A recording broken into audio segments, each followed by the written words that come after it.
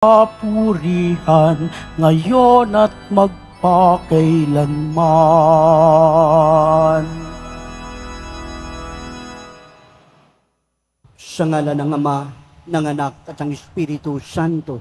Amen. Ang pagpapala ng ating Panginoong Jesucristo, ang pag-ibig ng Diyos Ama, ang pakikipagkaisa ng Espiritu Santo ay sumayinyong lahat.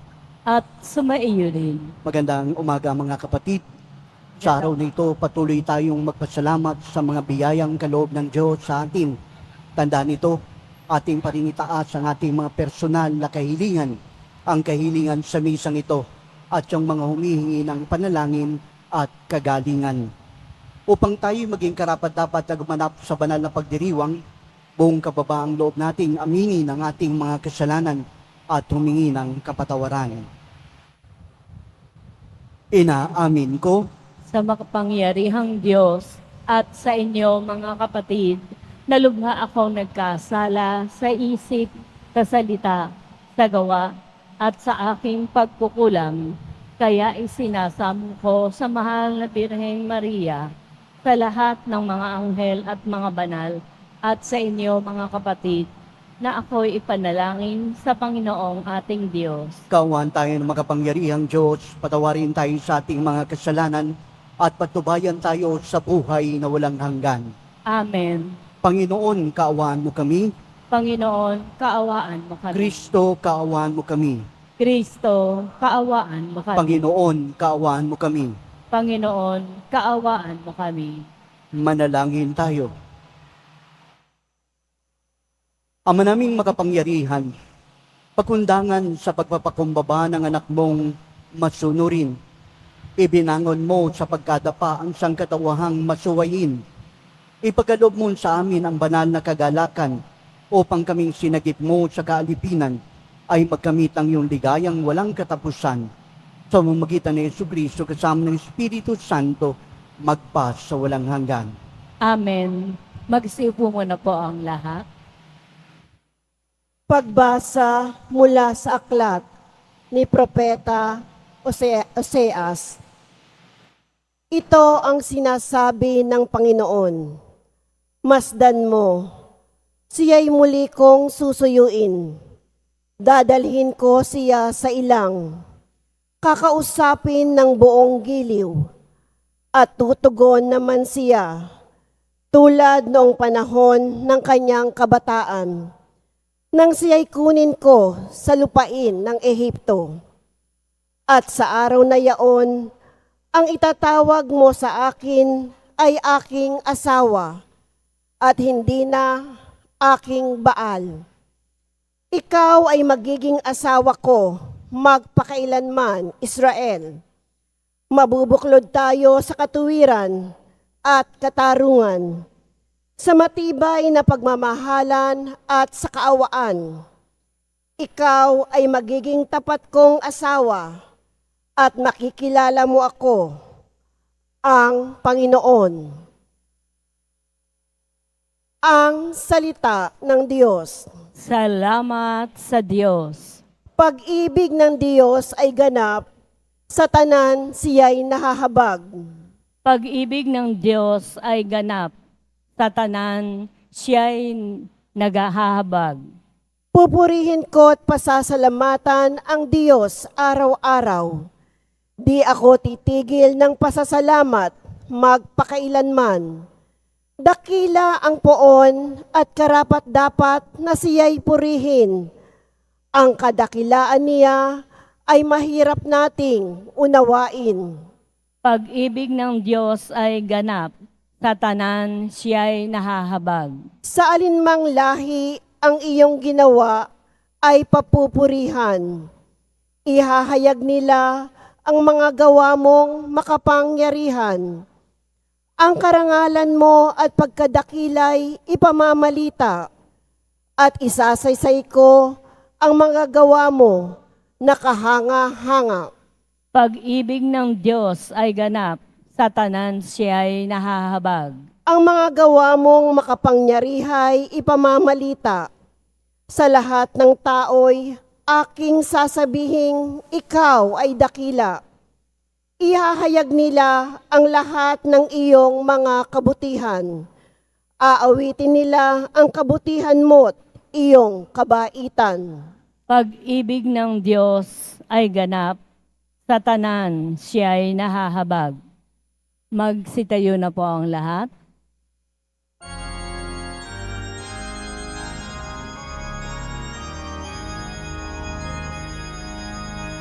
Hallelujah, Hallelujah, Hallelujah, Hallelujah.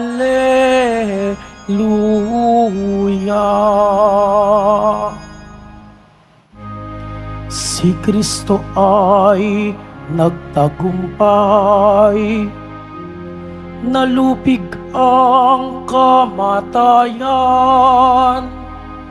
nagningning ang pagkabuhay. Hallelujah,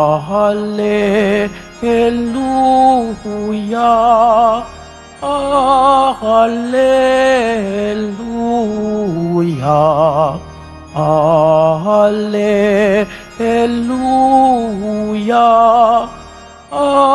Hallelujah.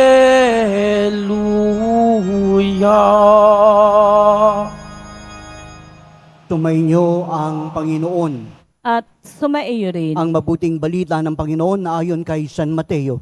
Papuri sa iyo, Panginoon. Nung panahong yon, samantalang nagsasalita si Jesus, may dumating na isang pinuno ng Hudyo. Lumuhod ito sa harapan niya at ang sabi, "Kamamatay lang po ng aking anak na babae, ngunit sumama lamang kayo sa akin at ipatong ang inyong kamay sa kanya, ay mabubuhay siya." Tumindig si Jesus at sumama sa kanya, gayon din ang kanyang mga alagad. Sumunod din ang isang babaeng may 12 taon nang dinudugo. Lumapit ito sa likuran ni Jesus at hinipo ang laylayan ng kanyang damit, sapagkat sinabi niya sa sarili, "Mahipo ko lamang ang kanyang damit ay gagaling na ako." Bumaling si Jesus at pagkakita sa kanya, sinabi, "Anak, lakasan mo ang iyong loob, pinagaling ka ng iyong pananalig."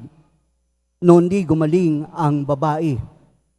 Nang dumating si Jesus sa bahay ng pinuno, nakita niya ang mga manunugtog ng plauta at ang maraming taong nagkakaingay. Sinabi niya, "Magsilabas kayo.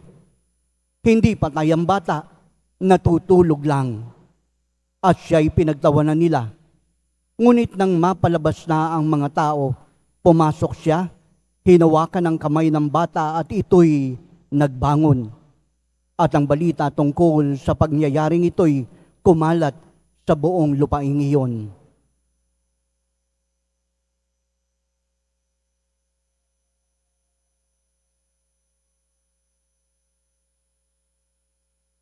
Ang mabuting balita ng Panginoon. Pinupuri ka namin, Panginoong Heso Kristo. Magsiupo muna po ang lahat. Muli magandang umaga po sa ating lahat, mga kapatid. Sa Ebanghelyo po ni San Marcos, tinatawag po ang Ebanghelyong ito na sandwich. Bakit po? Dahil ito po ay nakapaloob sa isang himala at pinalolooban o pinalalamanan pa ng tinatawag na isa pang himala. Ang babaeng inaagusa ng dugo at ang batang may karamdaman at hanggang sa siya ay namatay. Samantalang sa Ebanghelyo ni Mateo, ito po ang tinatawag na Ebanghelyo kung saan nakapaloob at isinasaad ang tinatawag po nating pag-asa na sa pamamagitan ng himala ni Jesus ay magkakaroon ng tunay na kagalingan at buhay. Alam niyo po mga kapatid, sa Ebanghelyo, yung pong karanasan ng mga Hudyo para po sa kanila, hindi mo kinakailangang hipuin ang isang taong may karamdaman. Otherwise, ikaw rin po ay may consider bilang marumi. Kasi ang tingin po nila, ang taong matagal nang may karamdaman ay taong sinumpa, malayo sa Diyos, at hindi ka dapat makisalamuha.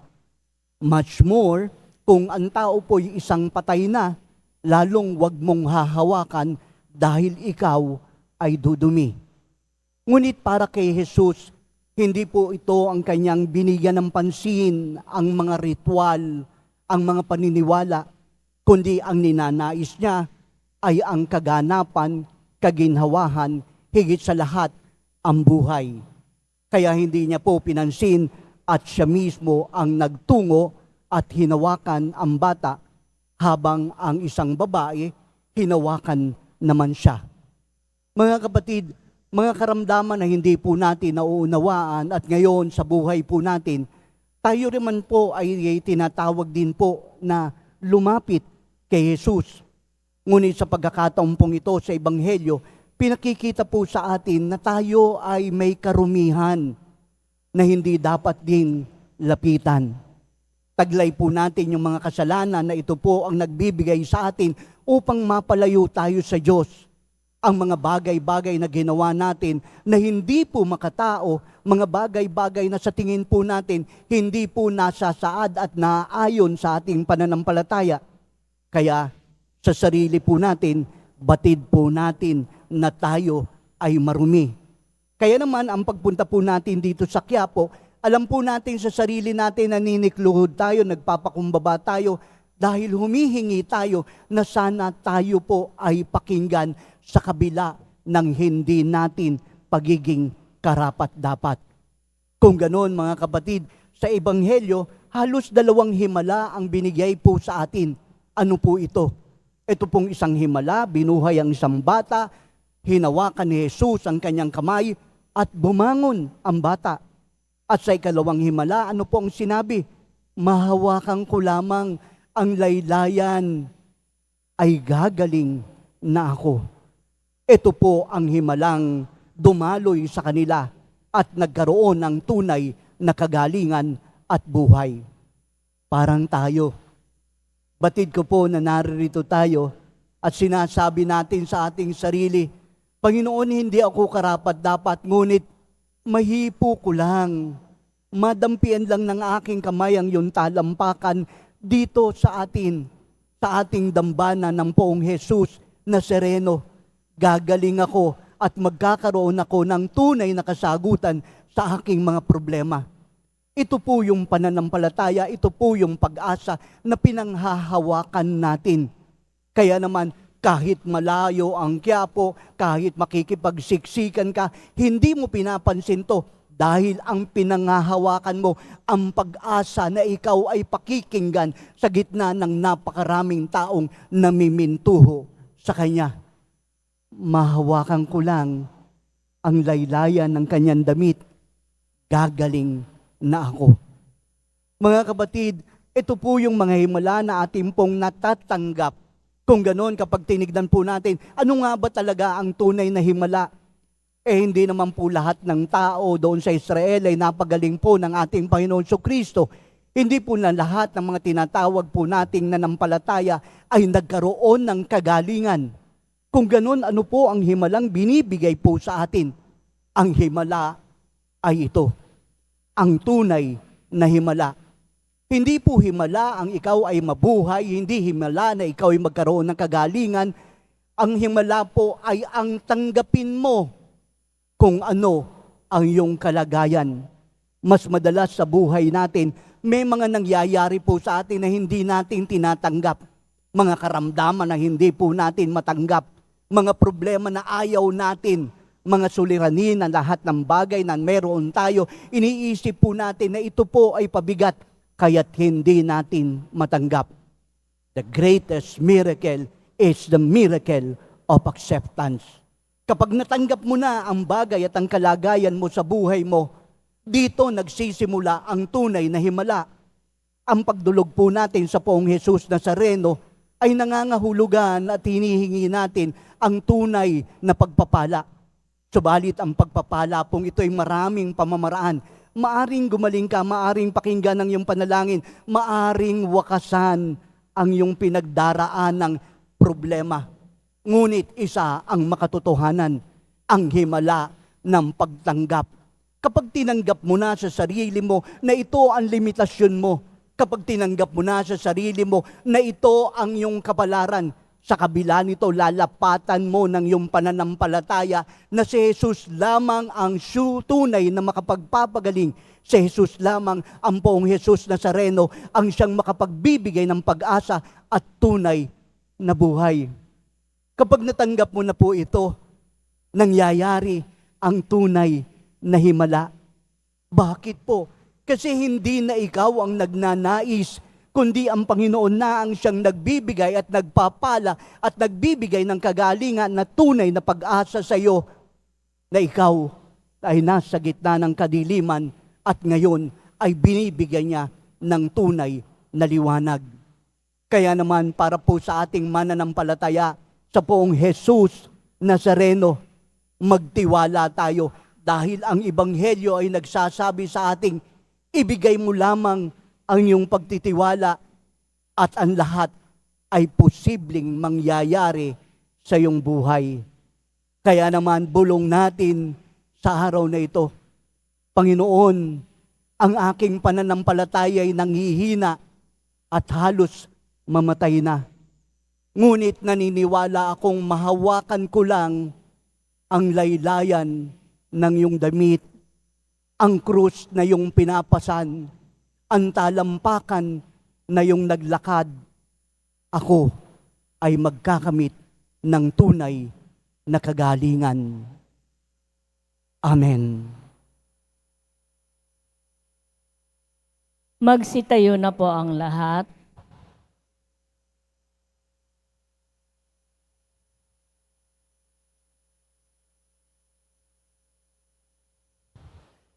Minamahal kong mga kapatid, hindi nais ng Diyos ang ating kamatayan.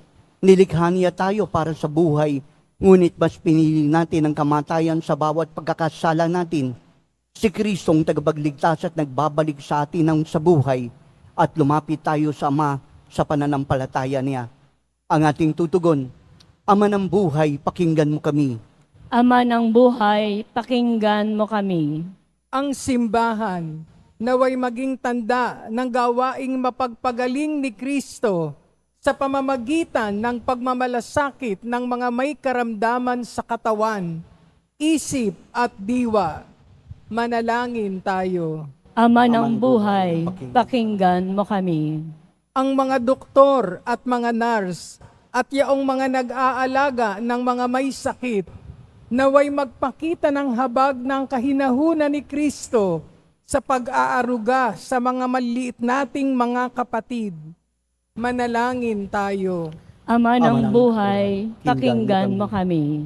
Ang mga taong nagdurusa sa kahirapan, naway lumapit kay Jesus na naging hamak para sa atin.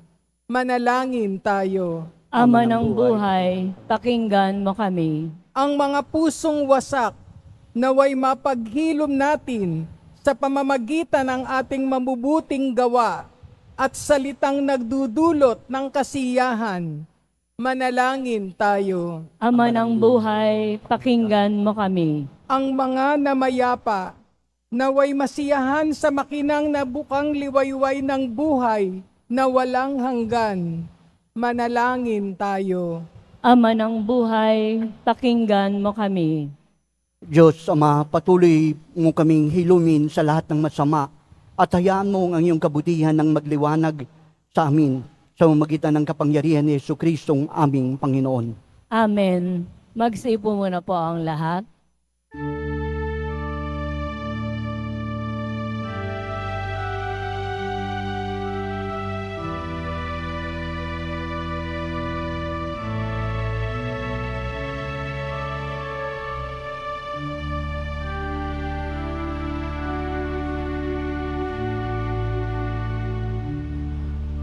Aming alay sa'yo, Panginoon.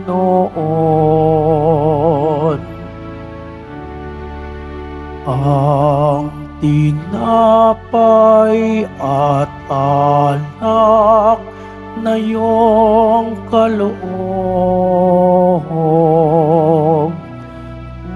upang gunitain ang iyong buhay na inialay nang tayo'y magdiwang bilang isang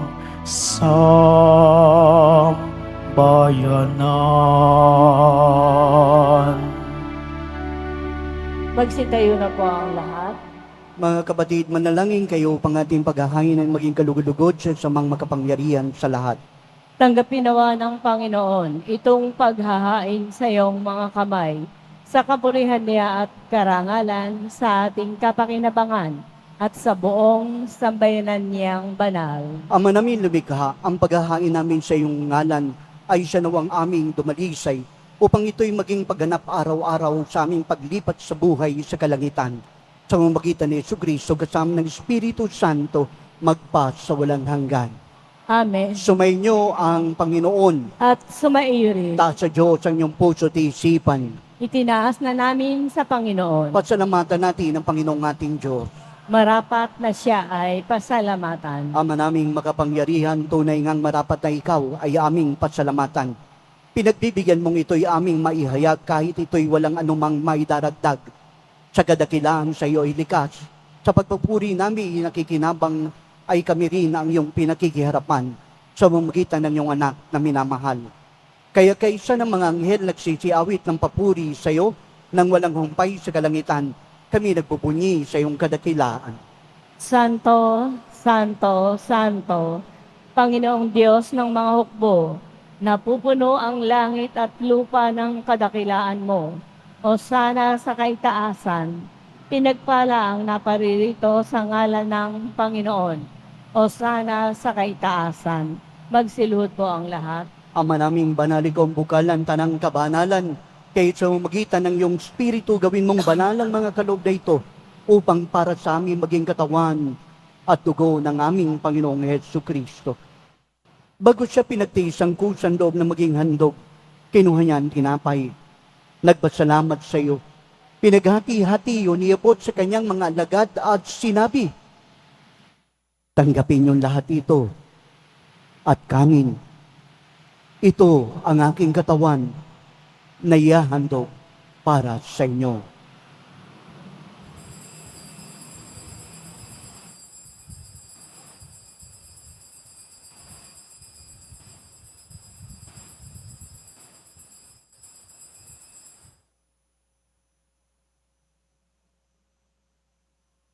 Ganon din naman nung matapos ang hapunan, kinuha niya ang kalis. Muling nagpasalamat sa iyo. Inibot ang kalis sa kanyang mga alagad at sinabi, tanggapin niyo lahat ito at inumin. Itong kalis ng aking dugo ng bago't walang hanggan tipan. Ang aking dugo na ibubuhos para sa inyo at para sa lahat sa kapagpapatawad ng mga kasalanan. Gawin niyo ito sa pag-alaala sa akin.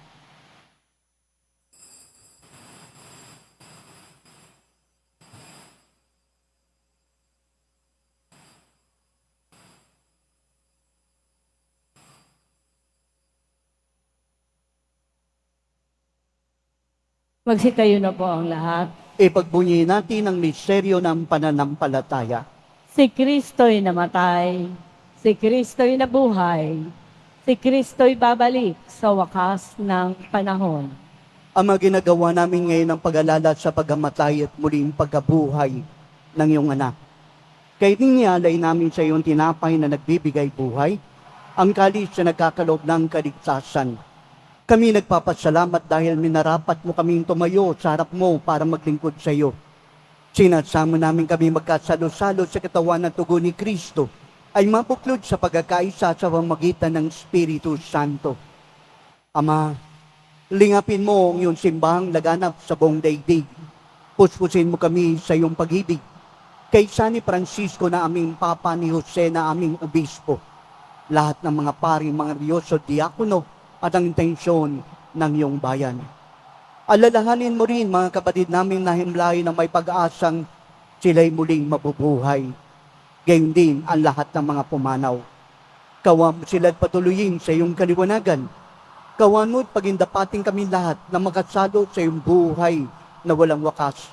Kaysa ng mahal na Birheng Maria, ina ng Diyos, ng kanyang kabiyak niyang pusong si Jose, kaysa ng mga apostol at ng lahat ng mga banal, San Juan Bautista, na namuhay dito sa daigdig ng kalugod-lugod sa iyo. May pagdiwang na namin pagpupuri sa kararangal mo sa umagitan ng iyong anak, naming Panginoong Hesus Kristo. Sa pamamagitan ni Kristo, kasama niya at sa Kanya, ang lahat ng parangal at papuri ay sa iyo, Diyos amang makapangyarihan, kasama ng Espiritu Santo, magpa sa walang hanggan. Amen. Sa tagubili ng nagagagaling na utos sa turo ng ating Panginoong Kristo, buong pag-ibig nating tawagin ang ating Ama. Ama Ama namin, namin. sumasalangit ka, sambahin ang ngalan mo, mapasa amin ang kaharian mo, sundin ang loob mo dito sa lupa para nang sa langit. Bigyan mo kami ngayon ng aming kakanin sa araw-araw at patawarin mo kami sa aming mga sala para ng pagpapatawad namin sa nagkakasala sa amin. At huwag mo kaming ipahintulot sa tukso at iadya mo kami sa lahat ng masama. Iniiling namin kami ay sa lahat ng masama, pagkaroon ng kapayapaan araw-araw, ligtas sa kasalanan, dayo sa lahat ng kapahamakan. Samantalang aming pinananabikan ang dakilang araw ng pagpapahayag ng tagapagligtas namin si Hesus Kristo. Sapagkat iyo ang kaharian at ang kapangyarihan at ang kapurihan magpakailanman. Amen. Mga kapatid, halin ang manalangin para sa kapayapaan, kapayapaan sa buong mundo, kapayapaan sa ating bayan, kapayapaan sa ating tahanan, kapayapaan sa ating puso. Panginoong Kristo, sinabi mo sa iyong mga apostol, kapayapaan ang iniiwan ko sa inyo. Ang aking kapayapaan ang ibinibigay ko sa inyo. Tunghayan mo ang aming pananampalataya at huwag ang aming mga pagkakasala. Pagkaroon kami ng kapayapaan, pagkakaisa sa iyong kalooban, kasama ng Espiritu Santo, magpa sa walang hanggan. Amen. Ang kapayapaan ng Panginoon ay laging sumainyo. At sumaiyo rin. Magbigayan tayo ng kapayapaan sa isa't isa.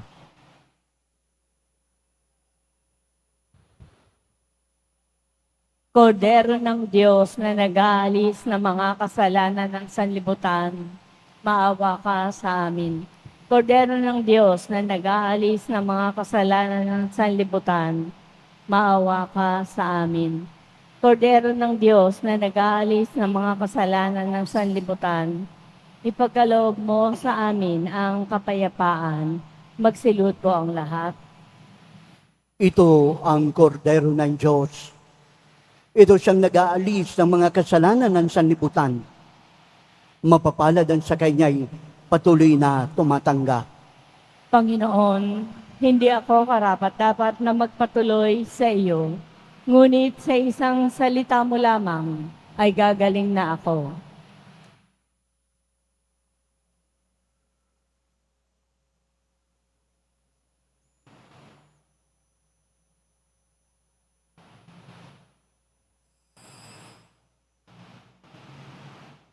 Para po sa lahat ng tatanggap ng banal na komunyon, sasagot po tayo ng amen pagkasabi po ng pari o ng lay ministers ng katawan ni Kristo at isubo po agad sa bibig bago umalis sa harapan ng pari o ng lay minister. Sumunod po tayo.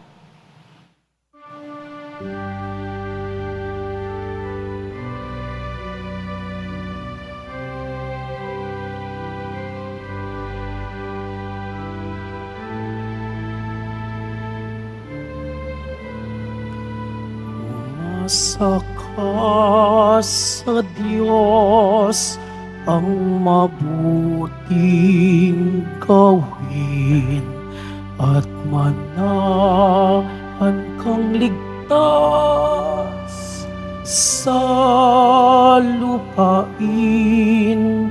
Sa Diyos mo hanapin ang kaligayahan at pangarap mo ay makakamtan.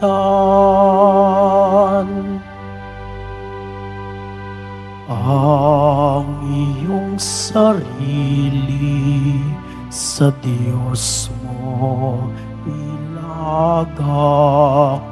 Pag nagtiwalay, tutulungan kang ganap. Ang kabutihan mo ay magliliwanag katulad ng araw kung tanghaling tapat. Masaka sa Diyos ang mabuting gawin at manahan kang ligtas sa lupain. Sa Diyos mo hanapin ang kaligayahan at pangarap mo ay makakamtan. Sa harap ng Diyos, pumanatag ka, maging matyagang maghintay sa Kanya. Huwag mong kainggitan ang gumiginhawa. Sa likong paraan, umunlad man sila. Masaka sa Diyos ang mabuting gawin at manahan kang ligtas sa lupain. Sa Diyos mo hanapin ang kaligayahan at pangarap mo ay makakamtan.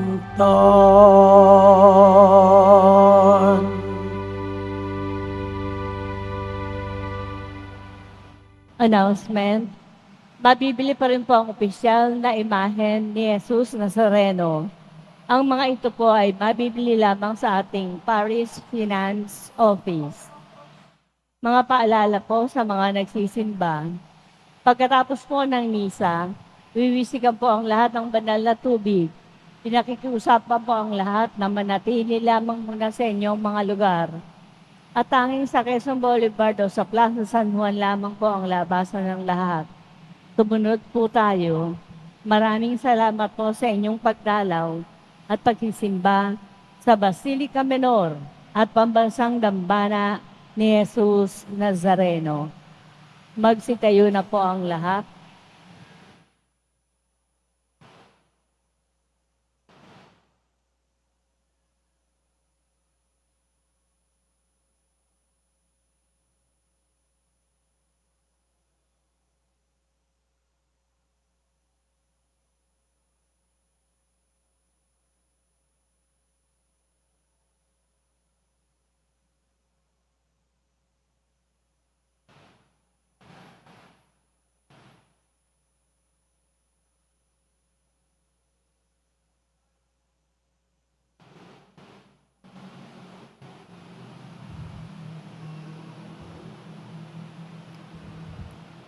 Hello. Manalangin tayo. Ama naming mapagmahal, kaming iyong pinapakinapang ay loobin mong laging lumingon sa pinanggalingan na tinanggap namin ngayon para pagsaluhan sa pamamagitan ni Jesucristo kasama ng Espiritu Santo magpa sa walang hanggan. Amen. Pagbabasbas ng Poong Jesus Nazareno. Sumainyo ang Panginoon. At sumaiyo rin. Mahal na Poong Jesus Nazareno, inihayag mo sa aming pamamagitan ng krus ang walang maliw na pag-ibig ng Diyos sa sangkatauhan. Pakinggan mo ang kahilingan ng iyong angkan na nagsusumamo sa iyo. Magantam nawa nila ang iyong katugunan at tanging kasagutan at tanggapin ng may utang na loob na tinatanaw. Basbasan mo rin ang kanilang mga dadadalang imahin, dasalan, sampu ng kanilang mga panalangin. At sa pamamagitan ng bendisyon na ito, naway maalala nila ang mga pangako nila nung sila ay binyagan, na ikaw ay kanilang iibigin at paglilingkuran bilang Panginoon magpas sa walang hanggan. Amen. At pagpalain kayo ng makapangyarihang Diyos, Ama, Anak, at Espiritu Santo. Amen. Humayo kayong taglay ang kapayapaan ng Poong Jesus Nazareno. Salamat sa Diyos.